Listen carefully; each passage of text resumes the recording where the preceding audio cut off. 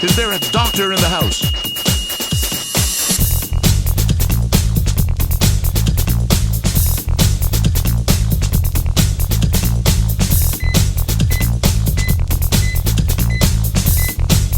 Doctor, you have a visitor in the main lobby.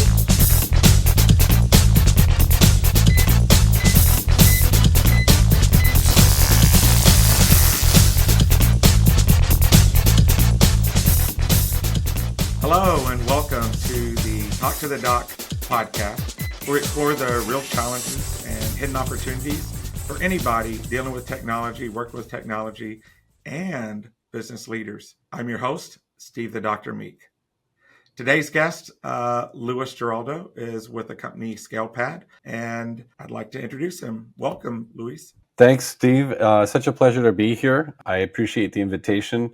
A lot of the topics that I spend time in market talking about, which are usually kind of focused on the IT service provider industry, are very much relevant to small business owners because a lot of what I talk about is a two-way street in terms of how we capitalize on technology for business outcomes and stuff like that. So hoping we can get into some of that for sure. Yeah, absolutely. And honestly, that was the reason I wanted to have you on. Just, being at that cusp of having that macro view of what's going on in the world of technology, I just thought that would be great. So before we get started, could you give us just kind of a short bio of yourself and tell the audience a little bit about kind of who you are and why they should listen to you? For sure. I heard a great quote recently. People don't care about what you've done. They should care about what you're going to do. So Nice. I'll try not to belabor the past history, but I was a musician for a long time. I toured professionally with now very well-known pop star icons. But as you do, I made a transition into IT a few years ago. I was always into technology through the concept of music. And so that kind of steered me towards technology more and more. And I got into technology in earnest back in the early 2000s. Ended up starting in a small IT residential consulting business that kind of graduated into having some business customers. And then I started doing IT and professional managed services for business customers. Along the way there, I also started SaaS documentation, IT documentation platform. And that went through a liquidity event, an acquisition, ended up working at a bigger SaaS company. And that has kind of transitioned over the years. In the last 3 years, I sold the IT business and now squarely both feed in the SaaS vendor side of things. And so I spend a lot of time, my role is chief evangelist at ScalePad. And so I spend a lot of time in market just talking about some of the challenges that IT providers, at MSPs, as we call them, go through and what we can do at a grassroots level inside of our own businesses as MSPs to try and drive innovation forward to help clients with their business and technology and a lot of those types of topics. So it's been a cool, fun, mixed history of things over the years. I still play a little bit of music, but I'm squarely in this technology world now and having a ton of fun doing it. Well, I don't think I've ever had this conversation with you, but in my early days here in the DFW area, I worked for a Novo Platinum partner. And we used to hire a lot of people from the University of North Texas up here in Denton. And at UNT, they've got a lot of music students. And so I found that some of our best architects were guys who had a music background. To me, there's something about a musician that they're able to take a step back and see the big picture and then kind of fill in all the things that I had a lot of really great engineers over my career that I've worked with. And a lot of them had a music background. So I'm going to throw that on you. And I set a really high bar for you now. But anyways, that's just something that in my head, that's something that totally made sense. Well, I hope I can keep that opinion and stereotype alive, Steve. Let's just leave it at that. All right. Well, let's go ahead and jump right into it. As a fake doctor in the IT market, one of the things I like to do is just jump right into the vitals, try to get my head around, what's important right now, what you're seeing, what you're hearing. So talk to me a little bit about the current state. From your viewpoint, what's the current state around IT and IT services? Yeah, I think just the high level overview is, and this is maybe specific to the echo chamber that I'm in a little bit, is we're seeing an interesting shift in the role that technology providers play for business owners. And so that's an interesting thing. The relationships are having to evolve a little bit. The way that MSPs and IT providers go to market is having to evolve. And the business owners themselves, the clients that IT providers support, are having to think a little bit more nuance carefully about how they engage with people that are now supporting and driving a big part of how their business will survive in a AI driven market or in a technology driven market. 20 years ago, you could argue that it was enough to just keep the lights on, keep the servers working, keep the workstations working. But IT has grown way outside of that initial core need into supporting all functions of the business at every level, from beginning to finish. And so I think it's an interesting evolution that both clients and IT providers are having to go through for sure. Yeah, I think there's definitely, I'm not sure. Well, COVID was a strange event, but I think that the thing that it did was it forced a lot of executives who are extremely hands off on technology all of a sudden have to start asking questions. As a leader, as an executive, you don't have to be an expert and know how things work. But if things aren't doing the things that your company needs, then you've got to ask enough questions until you get to the end. And so I think it kind of forced people out of a comfort zone, leaders out of a comfort zone, to where, hey, now we have to talk about technology. Yeah, I think it's interesting to maybe talk a bit about some of the historical seismic events that have kind of led us to a bit of where we find ourselves right now. And it's equally relevant for small and medium business owners as it is for IT providers. But, IT in the beginning was on site. It was very much what we call a break fix relationship. You'll be familiar with that term, Steve. Something breaks, IT provider shows up and fixes it, and you wait for the next thing to break. And as some of the tools like remote management tools came along, MSP started to transition into this recurring support, recurring revenue model. And you see that play out in bigger swaths, with the move to subscription type consumption across the board. The newer generations will never know what a perpetual license was, right? And so it's interesting to think about it from those terms. But that sort of incoming remote capability kind of started people down this path of remote work, remote management, remote assistance. And it created an interesting problem that relationships started to maybe suffer a little bit from the lack of presence, the lack of face-to-face.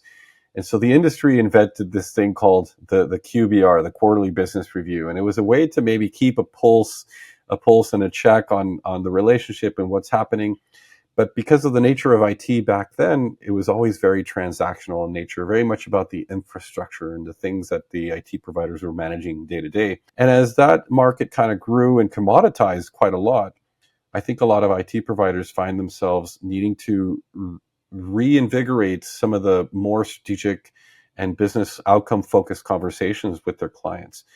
At the same time, I think the small and medium businesses kind of took IT for granted. They're just, quote unquote, keeping the lights on to some extent, and suddenly find them needing to play a much bigger role in designing and architecting the solutions for their business to succeed with technology into the future. So I think we're in this interesting seismic moment of everybody realizing kind of at the same time, we have to level up the types of conversations that we have to focus back on the customer and the client, the downstream journey of those clients even, and how to have much deeper and stronger strategic conversations overall.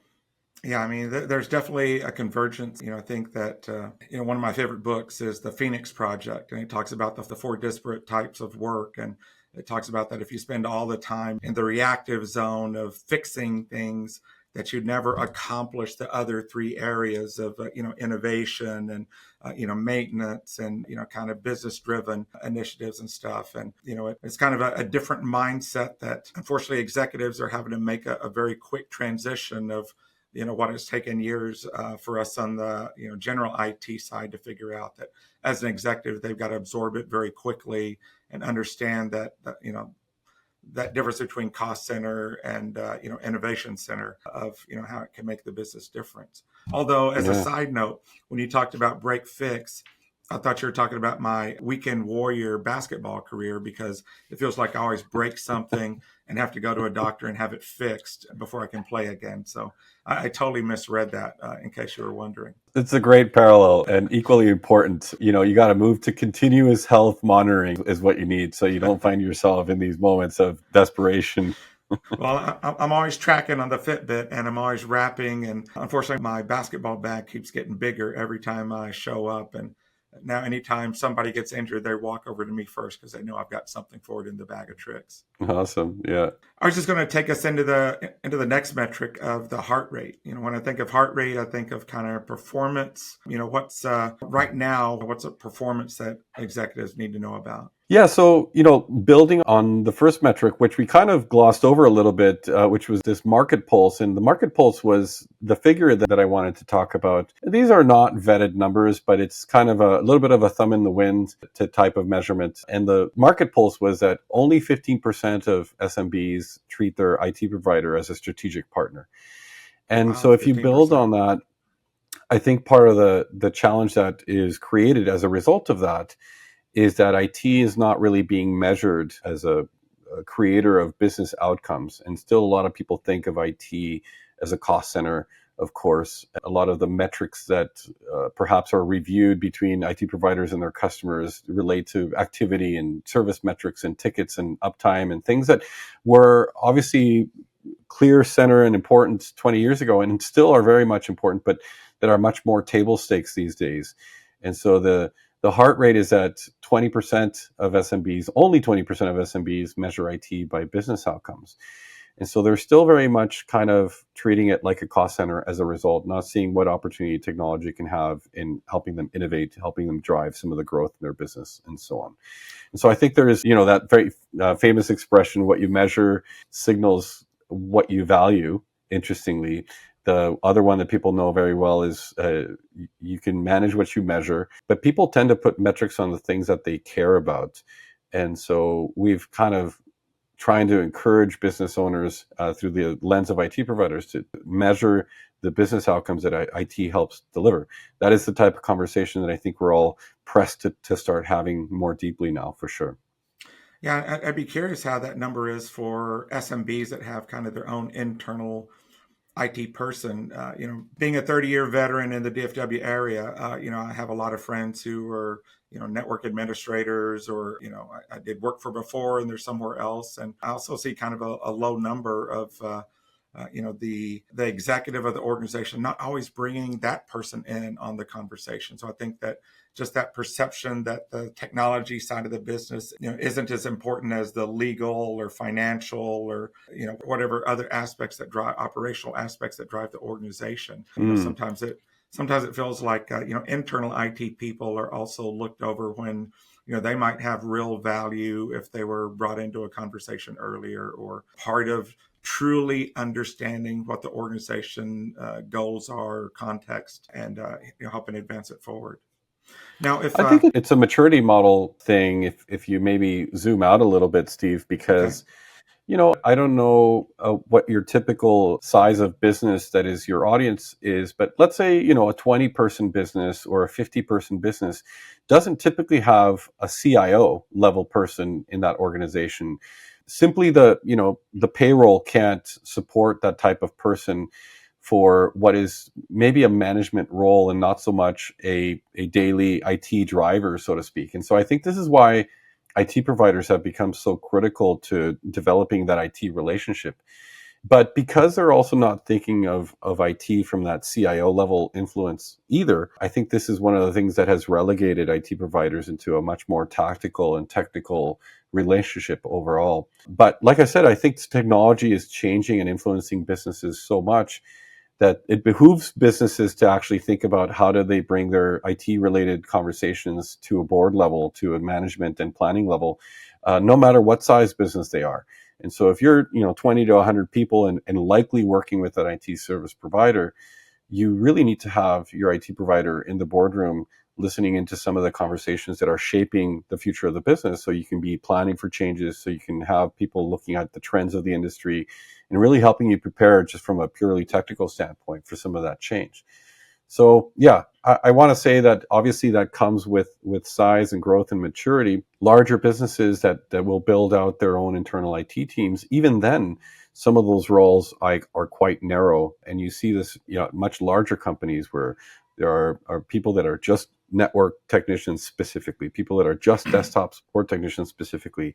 And this is why eventually you have to bring in a CIO to ultimately, bridge the gap of all this technology stuff across all the parts of the business. But in your average small and medium business, I think this is a role that is squarely in the capabilities of an IT provider, but it hasn't been leveraged as such. And that's a great point. Now, I guess taking your statistic, 50%, if one of my guests suspects they're in the other 85%, and they should know that, maybe they're not reaching out for those kinds of things, but how do they vet, or is there a question they can ask their provider to try and get some sort of sense of, is this an organization that can sustain me at a strategic level for technology? A lot of it, I think, depends on the transparency they're willing to put into that conversation. And you see this kind of play out when MSPs or IT providers come into an IT relationship purely at that technical level to solve the desktop support issues or keep the network running and stuff like that. They just don't earn a spot at the boardroom level to have a conversation that goes more deeply into those things. And so I think part of the onus is definitely on business owners to say, okay, can we properly articulate any of our priorities or goals to discuss with somebody that has a critical support role in driving our technology forward so that it's clear to them? And it's tricky because in the cadence of a normal business, these conversations are had, every day, every week, every month, every quarter amongst the team internally. And when an IT provider is outsourced or a little bit external, there's a bit of that distance that exists in the capability to have those conversations more organically, the water cooler talk about this week's priority, that kind of thing. And so this is where you have to kind of create some avenues for the communication to flow a little more naturally. And I think it's on both sides to do that. Executive to executive conversations are important at one level to obviously get a sense of what those priorities of the business are. But then obviously the tactical execution of the IT is equally important. And so I think both sides need to really make an effort to spend more time talking about what does the future look like? Where do you want to go? What are some of the priorities that are going to be changing the profile or the growth of the business, of course? Yeah, I've got this story that I tell periodically about how I got into the technical side of the business, because I started off as an operations person and I kind of got frustrated. I never could get a straight answer from a technical person. The answer was always, it depends. And I used to say, I don't need to know exactly how this all works. I just need to know what happens if I go left, what happens if I go right. And I think that sometimes executives may be afraid that they're going to be asked a technical question that they don't know the answer to. But that was 20 years ago. I think that, these days, certainly in our operations and, I'm sure other organizations have that person who knows the technology and is also a person who understands business frameworks and how financials work and those kinds of things. And that can be the language. I just think that, there's still a little bit of reticence that, well, why do we start talking about this thing that I'm not an expert at? And, I think moving forward, you have to recognize that as a business owner, you drive the conversation. You're the hero. And, I'm a big fan of ITIL version 4, where it talks about how we have to co-create value, which means I have to have an executive in the room who knows the business so I can ask them those pointed questions about how are you changing, what's working, all of those kinds of things that are, I think, simple questions that, any executive would be able to steer us through. But, if you've got that separation that you talk about, it's hard to extract that info. Yeah. And I think that's part of the shift that's happening, right? I don't think MSPs are asking a lot of those technical questions or shouldn't need to ask a lot of those technical questions anymore. The reality from a technology standpoint is so much more of the technology we consume today, works great right out of the box. A lot of the line of business applications have moved to the cloud. And so a lot of the work that IT providers are doing has really moved away from this very tactical infrastructure piece into a consultative type of approach. And so I think this is where the roles are reversing. IT providers are having to learn much more detail and nuance about the businesses they support. How do their operations actually run? Really peel back the layers of, what's this process between a sale being accepted and the manufacturing team going to build that widget, for example.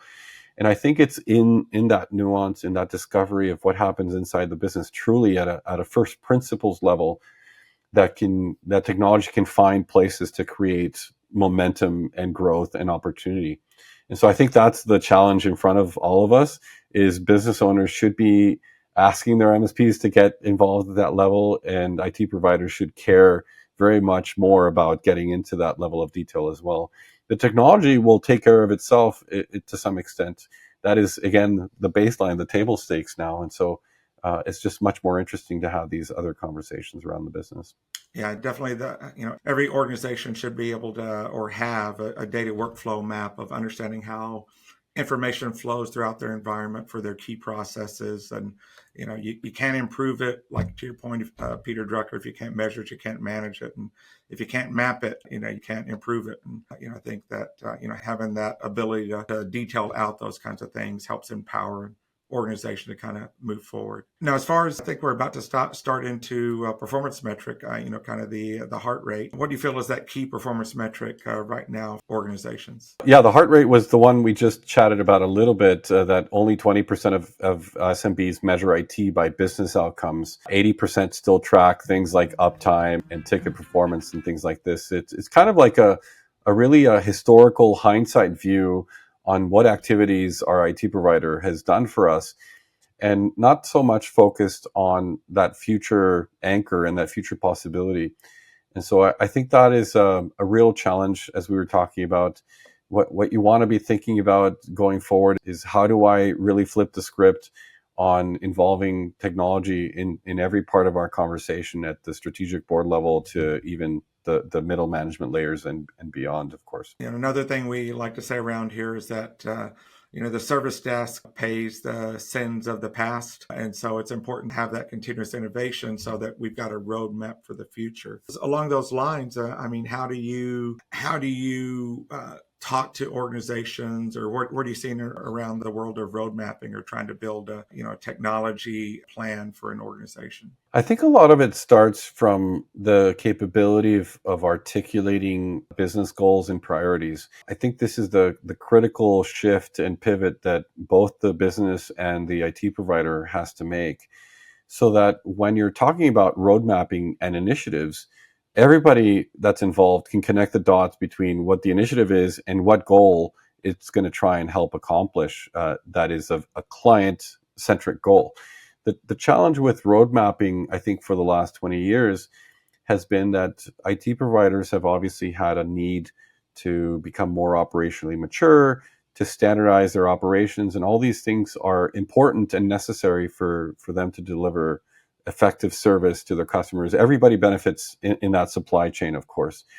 But I think one of the gaps that it leaves is that it's still very MSP focused in nature. And so by really trying to focus the attention on the client and their goals, it's much easier to have a conversation about where technology is going to lead the business, what growth levers exist. And so I think that's the very first step. One of the things I say to MSPs when we're having this type of conversation is that it's not lost on me that many small businesses often have never really articulated, longer term priorities or goals at all. And so one of the challenges is that when somebody comes in and asks them the questions like, what are your goals for the next 3 to 5 years? They may not really have an answer in that moment. Your 20-person business, your 30-person business. They know they are doing this thing and they want to do more of that thing, and they're kind of just wading through the water trying to get to that destination. So I think it's important for businesses to take a step back themselves and figure out, okay, if somebody asked us what our priorities were, what would we say? And I think it's equally important for the business in terms of clarity for their people, their employees, and everybody aligning to these goals. If everybody in the business can't immediately recite, the top 3 priorities that the CEO has for the next year, you might have a communication problem, right? So I think this is an important thing that works both internally and externally in this world of partnerships, in this world of outsourced services like IT, or even having to work with a big AI shop that comes in and does some interesting projects. I think those goals are absolute must for clarity. Yeah, we're very fortunate. We got into the scaling up framework, mastering the Rockefeller habits, 15, almost 20 years ago, not long after our founding. And so we found that sometimes when we engage with smaller organizations, it's exactly like you described, that it's kind of the E-Myth thing of you've got somebody who's really good at what they do, but they weren't destined to be a manager or had the training to be an executive or those kinds of things. And, we've been able to kind of bring to bear some of the scaling up resources and toolkits and things to kind of help them out. But, definitely having those, 3 to 5 year, things that you're focused on, your annual priorities, your quarterly rocks, being able to chunk that down into what's important to us this quarter, it goes a long way in helping align a technology plan to it, because it could be there's technology needed. It could be there's just training on an existing application that's needed. You don't know until you understand what's important to the business at that moment in time and the next 9 months. And you mentioned training, and I came across this very harrowing stat. Okay. The average manager in business spends 10 years in their role before they receive any formal training for that role. And so I thought that was interesting. I'll see if I can pull the stat from where I found it. It was a study like from IDC or something like that. But it was kind of scary to think. And this is maybe something that happens from organic growth, people that get better at what they do, and they kind of get maybe promoted into incompetence, which is actually something that happens a lot. Not everybody is going to be great as a manager if they were great at an individual contributor role.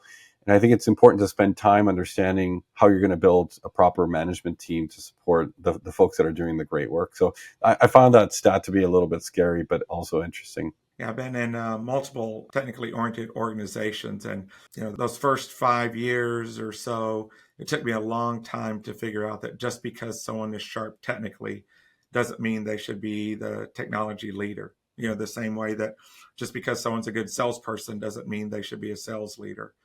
There's some different skills required on both sides of that, and it doesn't mean that one's better or worse than each other. It's just that it's very role oriented, very skill specific, and sometimes it's easy to miss that. We have a term in our industry that you'll be familiar with, Steve, which is the concept of the accidental business owner. Okay. And I think a lot of business owners would do their business and their future a favor by asking themselves if they are the right person to be leading the company. I think we kind of take this for granted that, I'm the founder, I had the idea, and therefore I'm the CEO. And those two things are not mutually inclusive. I think it's interesting to think about, do I have the capacity to lead, or was I just simply interested in this idea and developing the idea, and I need to now build a team around to actually execute on this idea properly? So it's a challenge for sure. Now, for those accidental leaders, is there something they should do to kind of qualify or to think about, should I continue? Should I couldn't? Since you've been involved with so much VC money and, exits and mergers and all those kinds of things. I know you've seen some people who keep leading and others who defer and bring in, somebody else to lead at a certain point. Do you have an opinion on that? I think from the business owner perspective, it's certainly an introspective exercise of asking oneself some tough questions about whether the business has been a little bit stuck in the mud and not able to progress. And if, one of the expressions I hear a lot is when you're inside the bottle, you can't read the label. And so are you able to remove yourself enough from some of the activities so you can see the bigger picture? And I think when it comes to, private equity and the acquisition and M&A market overall, I think it tends to focus squarely on the ability to execute and how much focus is there on the mission, and can that person ultimately get things done?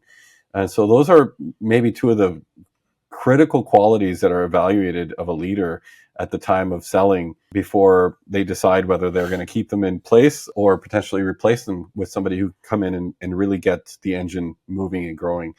But I think personally it's an introspective exercise. I went through it a bit myself. I was the CEO of my IT company, and I was just great at the tech stuff. But, we got to that 6 or 7 person size, and it just didn't seem to go anywhere from there. And part of it is maybe comfort and complacency with what we had, which was what we'd call a lifestyle business in that moment. But you see other folks that start an IT business, and within 2 or 3 years, they've grown it to 10 million, and they're doubling in size every year because they're just squarely focused on the execution of what they need to do to get to the next level.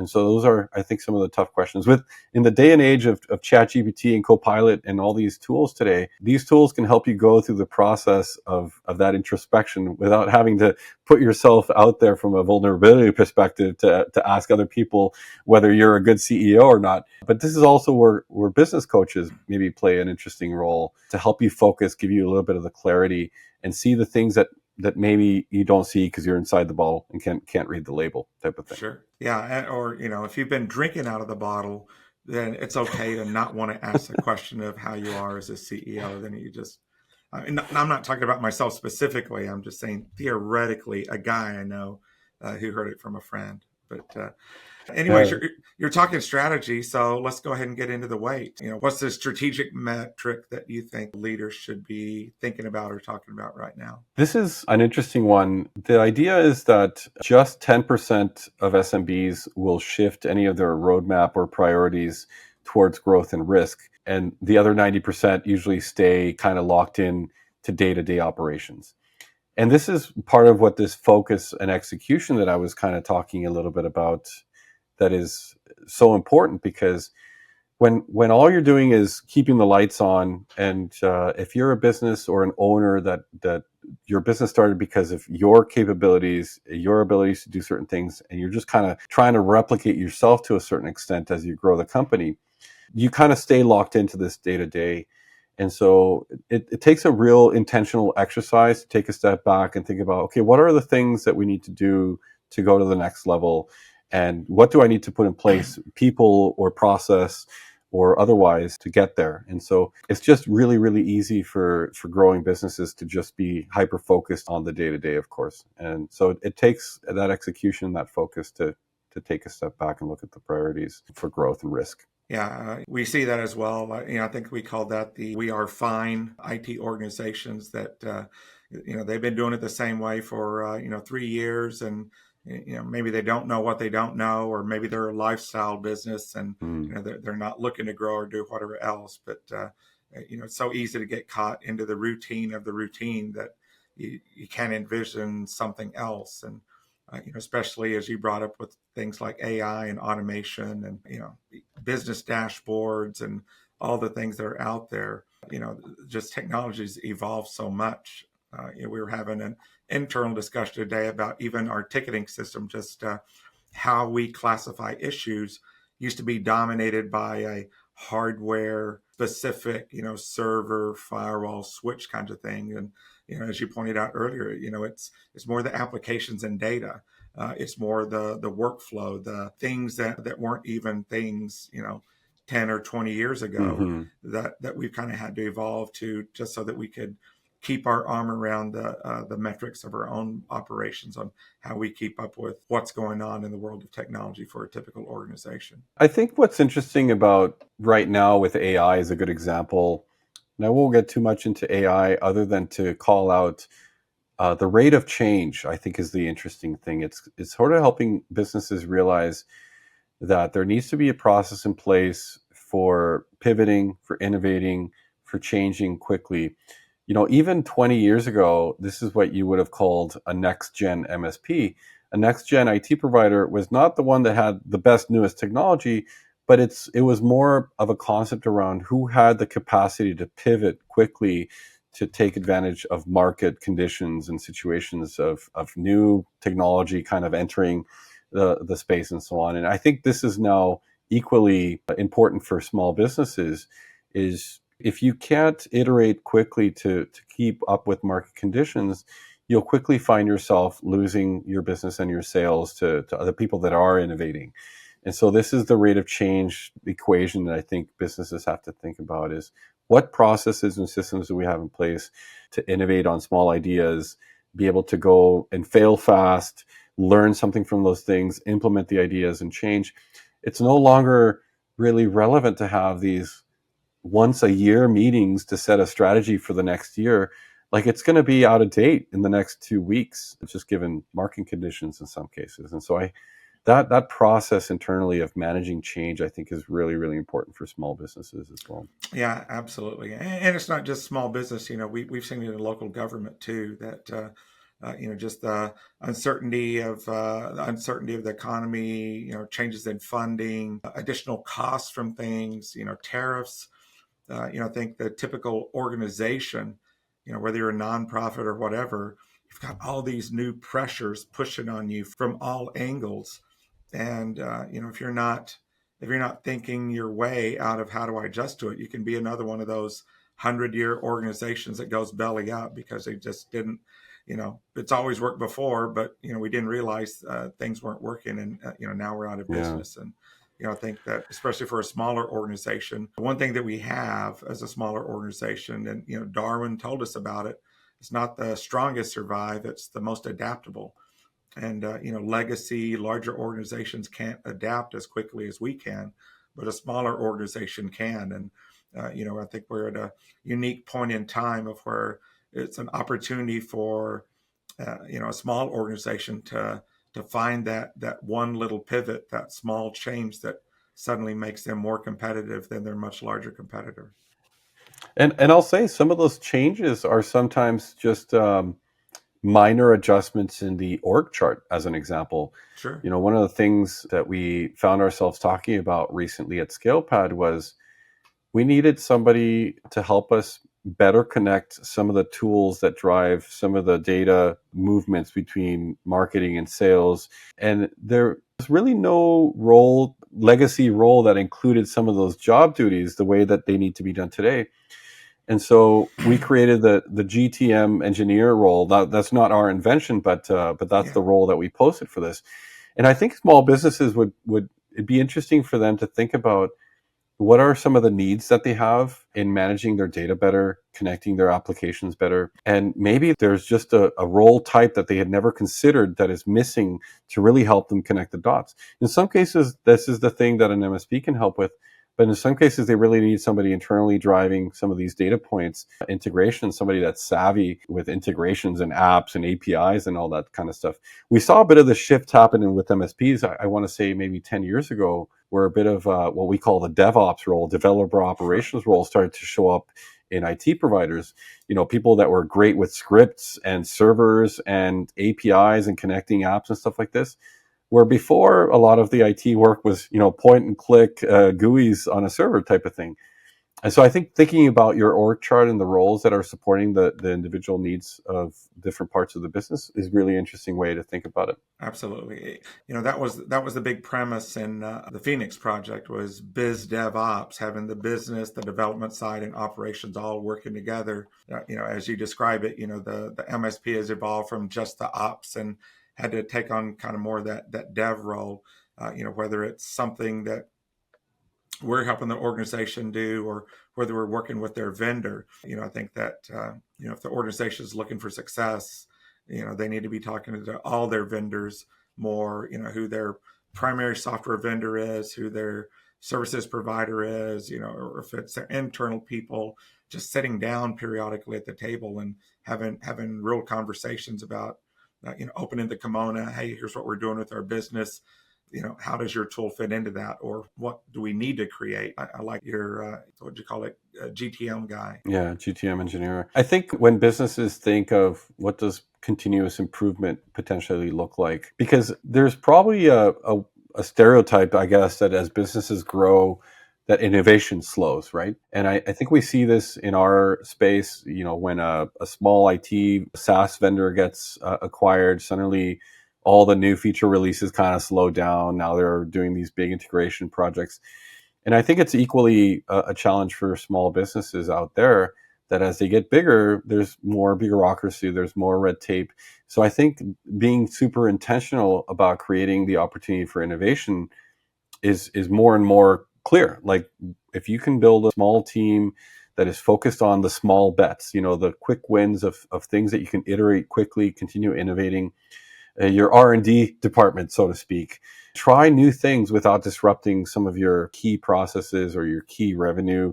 I think that's an interesting thing to create a culture of innovation inside the business. And so more businesses should be doing that for sure, in my opinion. So when you talk about innovation, you're driving at attaining success, whether that's top line revenue, profitability, operational quality, client engagement, whatever. How do you think about success, in your world, or how do you see that manifest itself? Oh man, this is definitely a moving goalpost for me. And I think age is a factor. As I get older, success is less about the destination and more about the journey.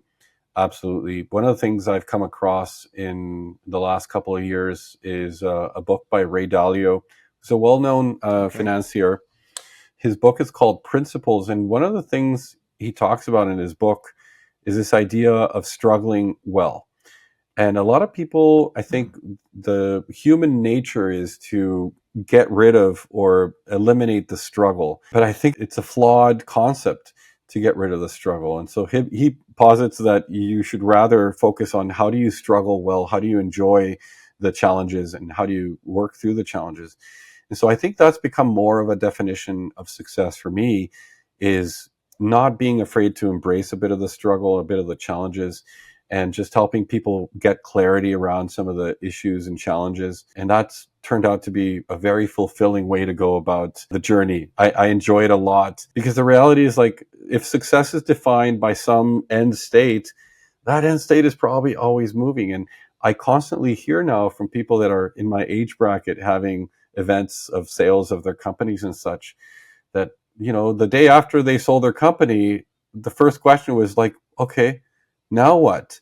I guess that wasn't really the ultimate objective or the ultimate goal or the ultimate success. So I think defining your mission, your vision very clearly, and working to figure out how to struggle well to achieve some of those goals is a much more interesting definition of success now for me. Yeah, same here. I guess I'm a big fan of Simon Sinek's The Infinite Game, and it Yes. talks a lot about continually asking why, continually thinking about why you're doing what you're doing, and those kinds of things, and understanding that it is a journey. There's no, like, at one point in time, just everything's going to be exactly where you want it. And I think the same is true for businesses. That even if you're the top customer success organization out there, there's still opportunities to improve. Or even if you're the worst service organization out there, that doesn't make you bad people.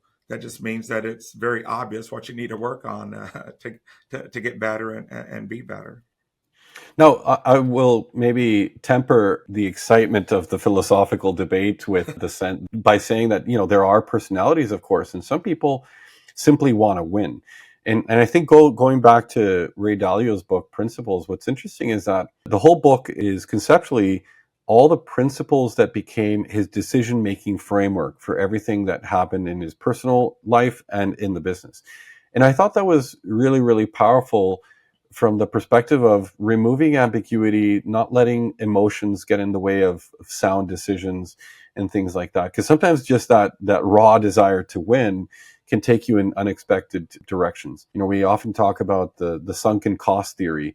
People make this very bold decision to go in a certain direction, and they just won't relent or pivot away from it if it's failing, because they'll lose face, or there's all these reasons why decisions get made that kind of become the end of that business or that company.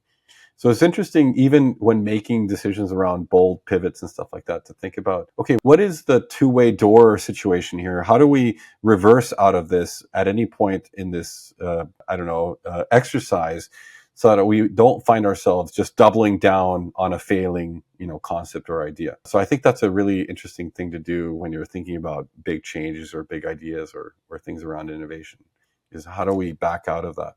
And it's a good, sensible thing to put into any project that you're planning that's a big change for the business. Is, okay, what are the potential downfalls of this? And if that happens, how do we revert to a known and operable state, for example? And I think that's equally applicable in many parts of the business. Yeah, thinking ahead, thinking things through, trying to figure out what happens after what happens next, is very important. Although I do have a funny anecdote there. I was consulting with a hospital here in the area, and their IT manager, when I was working with him, I happened to pull his door open one time, and behind it, there's a little noose behind it, and it said IT manager exit plan. I don't know. I don't know why that stuck with me over the years, but I thought that was pretty funny. Oh, that's tough, man. I'll tell you, like the our industry in particular deals with a lot of cynicism. It's because of this struggle, and interestingly, I think this is one of those shared experiences that we have as IT providers, is that we all know this really difficult struggle. There's a lot of mental health challenges. There's a lot of issues with just how much we submit ourselves to this really difficult job and thankless job in many cases. And it's easy to succumb to the cynicism, I think, and things like that. While they're funny, I think just kind of create this gray cloud and aura of negativity that are tough to overcome if that's kind of the way that you maybe approach every decision or every conversation around your job. And so I don't know, I maybe have grown out of a bit of the cynicism after selling the business, but I find that a challenging thing to reconcile for sure. Yeah, I guess, from my own point of view, I guess I see it a little bit. If we were just the emergency room, I could see how that would burn us out. I guess I think of maybe the service desk as the closest thing to the emergency room. But we're fortunate to also be able to be the plastic surgeon who's kind of helping somebody through improve an area that they want to get better at. So I kind of get to always feel that plastic surgeon who's really helping out, as well as the service desk responding to issues and emergencies and those kinds of things. And for me, that's what's gratifying, is always feeling like I'm building a better tomorrow, helping someone when they need help, Yeah. All of those kinds of things. But you're right, it is very demanding, just the amount of effort just to stay a sharp tool in the tool belt. We have to read constantly. We have to understand what's going on in a lot of different situations. We have to pay great attention to detail. We have to follow up constantly. We have to always pick up the phone. There's definitely a lot to what makes any IT organization, do what they do. Yeah, I think this duty of care is interesting. I think when you consider the situation, I think MSPs have maybe created a bit of their own commoditization problem. I talk about this in some of my chats with other MSPs in the market. Is if you go look at the average IT provider website, they advertise that we take care of IT so you can focus on your business. And that's still very much kind of the de facto go-to-market, website out there. And it's interesting that may have worked 20 years ago when the scope of technology was a lot smaller in a sense. Nowadays, you'd be hard pressed to look at any part of your business where technology is not a critical factor in that part of the business, working, operating, helping grow, helping stay on track, and so on.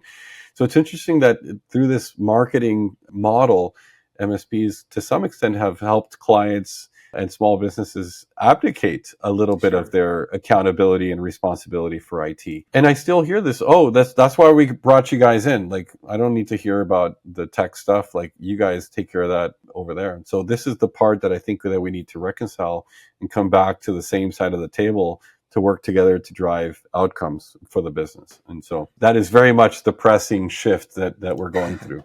Yeah, I actually last year, I took the whole year and focused, I call it my security officer initiative. And we brought every client in to remind them that, hey, we help out with your cybersecurity, but you need to have your own internal security officer, compliance, pretty much every compliancy, HIPAA, and, many of the others recommend that you have a dedicated security officer to be able to field those questions. But we really need to, kind of like ITIL, we need to co-create together. We need to have somebody within an organization who understands it. They've got first-party risk. Yes, we're helping out with a lot of the third-party risk. Your top vendors, your Microsoft or whoever, they've got their own risk that they're dealing with. We're all part of a shared risk responsibility model. But we really need to have somebody within the organization who's helping make those decisions, helping ask the questions, helping guide, helping, select vendors, helping set policy, all of those kinds of things. And I think you're spot on there that that is so important today. And so needed for organizations, that you can't trade away risk, you can't trade away, your obligations, that you have to be part of the discussion. That's a number one, Yeah. a top function of ITIL, is that you've got to do it together in line with the business. Yeah, and you'll be familiar with this situation when it happens, because I think for years we've kind of laughed a little bit about it internally in the MSP industry, which is, client just forwards a insurance form to the service desk because they had a couple of IT questions. It's like, oh, this looks like a IT service department problem. Fire off the insurance questionnaire, or fire off the insurance writer questionnaire, and stuff like this. And so I think this is what I mean about coming back to the same side of the table, co-creating. I love that term. I think I'm going to use it a little bit more. And just working together to achieve some of these outcomes. Even small businesses, it's normal for people to wear multiple hats. And so even a 5 or 7 person business should be thinking about 1 or 2 people that are in a security committee that are helping, steer and advocate for the needs of the business from a security and insurance perspective, and all that stuff. And I think that would help a lot of folks go a long way in achieving that co-creation state, for sure. Yeah, I mean, it's just like at this doctor's visit. You've got to have a patient in the room to know what you're treating, or to know what's wrong. And, the same way an organization has to have that voice in the room, talking about those things. So many of these great parallels to the medical field. I love it. I should have prepared with some more pithy medical field analogies. Well, I've paralleled it a lot. I mean, that's really how I got the nickname The Doctor, is, over the many years, with Fulcrum, I would parallel things and start the conversation with, well, it's kind of like how you go to a doctor and blah, blah, blah, blah, blah, or just like a doctor, blah, blah, blah, blah, blah, And so just over the year, they heard me say it so many times that when we switched to where everybody in the organization had a nickname, it was kind of an obvious choice to call me The Doctor, since I make so many references to it. Well, I do have an analogy for you then. Okay. In this to bring back a bit of the conversation of getting deeper on the business outcomes. There's obviously the table stakes and the baseline of, in order to have connectivity to the internet, you got to have a network, you got to have Wi-Fi, you got to have some of these things. You can obviate some of those, but a doctor cannot prescribe before they diagnose. And in a similar way, I think an IT provider can't really design a plan for the future without really understanding the business. And so I think it's important for SMBs to go and be like, you know what? I need to be more transparent about how our business works so that I can bring my IT provider into the fold as well. It's really a two-way street. What I see right now is a really heavy push on the part of MSPs to just try and get those conversations to elevate a little bit. But, finding a bit of the stereotype of just the tactical vendor or the technical IT provider that doesn't have a role to play there. So I think it behooves both sides to do the effort. Absolutely. Well, Luis, it's been a great conversation. I know it's late on a Friday, and, it seems like time has flown by, but, I have to think that I want to ask you, we talked for almost an hour. If there was one thing one takeaway that you wanted the audience to take, what would that be? What's that one thing they can apply on Monday morning and feel like they got some good guidance? Yeah, I think taking stock of what the prioritization and focus process looks like inside the business. This is something that is very continuous, I think, and you got to be asking yourself the question all the time. I think there was this, maybe it was Albert Einstein's expression, and I might butcher it, but it's something to the effect of the true sign of intelligence is people that can change their mind. Mm-hmm. And if you're not constantly evaluating or reviewing the decisions you make to potentially pivot or change your mind on things, but instead take this position of digging your heels in because whatever reasons, you might be doing yourself and your business a disservice. And so I think it's interesting to really take this position of curiosity. You can be curious every day and just ask more questions. Somebody comes to you with a problem. It's like, well, why is that? Like, what can we fix? Not just addressing, the problem itself, but going deeper into the root cause. This is something that IT people are taught very much from the beginning, is don't just patch the problem, go fix the root cause so you can avoid the thing from happening again. And I think in the medical field, it would be equally applicable. And so I think that comes from just natural curiosity, and you can develop the curiosity if you're not regularly asking questions like this, for sure. Absolutely. So, curiosity, activate the curiosity. Yeah, one of my favorite quotes similar to that is a sign of high intelligence is a person who can hold two opposing ideas in their head at the same time. Just kind of forcing to actually truly think about things instead of going in with that predisposition one way and then the cognitive bias of finding all the facts to support what you're doing, but actually think about two opposing ideas critically. Yeah. So prescriptions, we talked about a lot of stuff. You made some references, any books or podcasts or other resources you think that would be good for the audience to hear that are interested in this topic? Yeah, that Ray Dalio book, Principles, is been so good. Okay. I just started a new book. I'm only about 30 pages in, but it's Morgan Housel, who actually wrote some books on finance. But his latest book is called The Things That Never, or Same as Ever is the name of the book. And it's kind of this interesting premise around what are the things that will never change. And it's kind of a bit of a look into the human condition and what are the things that over thousands of years have kind of come back to always be the same thing because the human condition, right? So I've been very interested to dig my teeth into that book a little bit more. I think understanding the things that are immutable and immovable is a really powerful place to start from, so you know what to work with. No, don't try to change human psychology in the process of launching a new business necessarily, but work with the patterns that have been proven over the years and decades and centuries, of course. Awesome. That sounds great.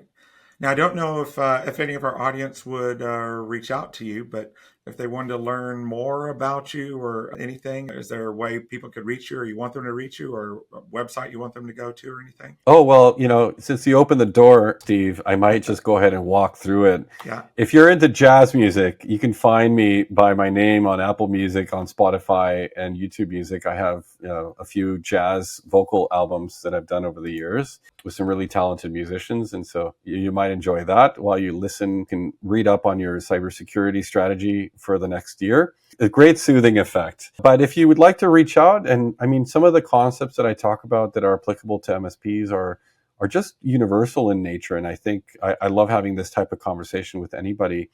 And so I love workshopping ideas or just throwing some ideas around. So reach out by email. Luis@scalepad.com is a great way to find me. Or you can find me on LinkedIn as well, at Luis Giraldo, or linkedin.com/n/Luis Giraldo, and reach out there. I'm happy to chat anytime. That's awesome. I always wished I had musical skills. Unfortunately, my skills only extend to the dance floor. I have like zero musical capabilities that I'm aware of. And maybe it's just all latent and I just haven't explored it. But if you want to reach out to me, the doctor, spelled out, the doctor at fulcrumgroup.net.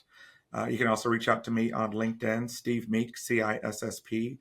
Is my public profile. And that brings us to the end of our doctor's appointment.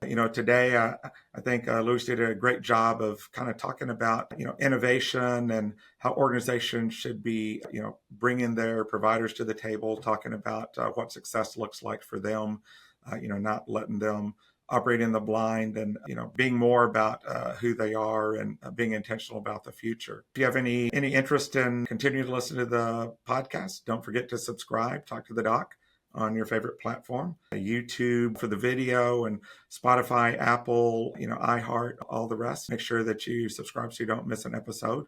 And if this episode resonated with you, don't forget to provide a link to somebody else or invite somebody else or look for us on any of the social media platforms. I'm your host, Steve, the Dr. Meek, and the doctor is out. See you next time. Take care. Thanks, Luis.